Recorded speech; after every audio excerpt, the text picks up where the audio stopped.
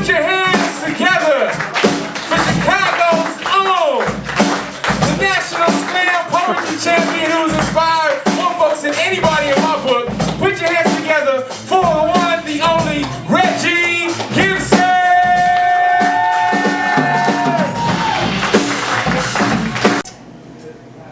God is a blues man.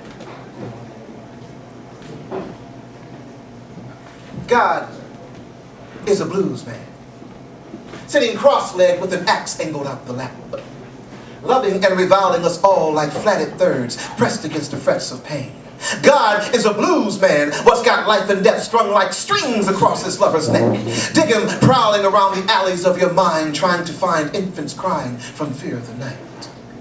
And now God, who feels it's his ancestral right to ambush anybody's head who's copping dreams about him, ambushed mine one time, taking the shape of a ghost note while cooing fugues of rain from the mouth. A mouth that transformed itself into this dimly lit window, placed eastwards in the back on a shack of sky. I wonder why I crept to, peeped through, saw myself as Vishnu sleeping on a bed of lotus, dreaming of creation and crossroads etched in my hand. And at this cross in the roads before consciousness shattered this vision to awakening's demand. At this cross in the roads came the man I would be. My humanity began to expand. Now I understand that I is the blues man. The blues man is I. Regie Gibson is one of the most successful poets touring America today.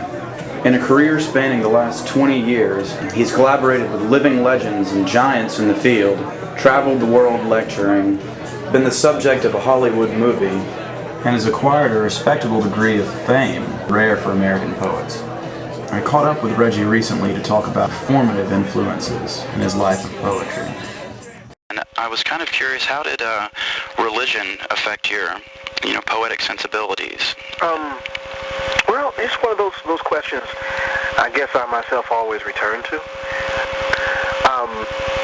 My family was always relatively pretty religious. My father was not necessarily. He was a bit more secular because he was a police officer, but he was raised a Baptist, / Pentecostal, I guess you could say that. Mm-hmm. And my mother, she was raised the same way, but broke away from that as she got older because of what she felt was the hypocrisy of the church. And I guess it really hit me when I mixed the 4 horsemen of the apocalypse with a story I had been reading from Isaac Asimov. And what I made was a story called The 5 Horsemen of the Apocalypse. And the 5th horseman of the apocalypse was a woman who was the element of time. So there was all of this destruction and death and all of this other stuff going on. But I wanted it to happen like simultaneously in past, present, and future. And I came to my mother and showed that to her. And, this look that came over my mother's face was a look I had never seen it because I went and showed my mother everything. And in seeing that, she said to me, well, this certainly is demonic, don't you think? And I guess that darkness, I saw a power in that. It was a power that scared my mother. Right? And so I stayed away from the writing for a while because, of course, if I scare my mom, it's got to be evil, and if it's demonic, then that means it's away from God. So the religion scared me away from writing for a while, but not from perceiving.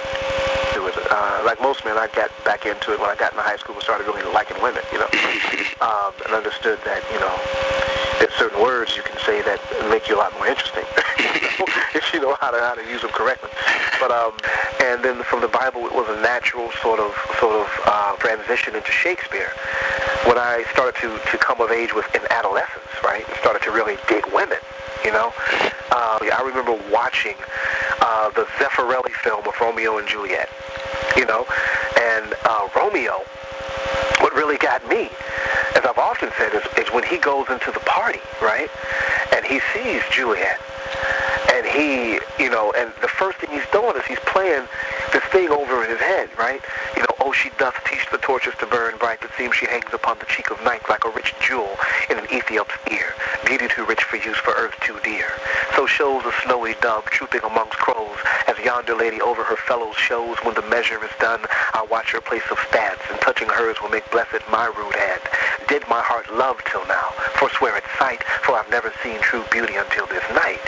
My God, do you just rattle all that off from memory? Well, I remember this. I fell in love with this book, right? And because I was coming of age as an adolescent, but I was a painfully shy kid when it came down to women. So here it was, this dude thinking about this stuff before he makes his move, and I had never had the guts to do that. And then he goes up to her and he grabs her hand and he starts speaking to her, these words: if I profane with my unworthy of hand this holy shrine, what gentle sin is this? My lips, two blushing pilgrims, ready stand to smooth that rough touch with a gentle kiss.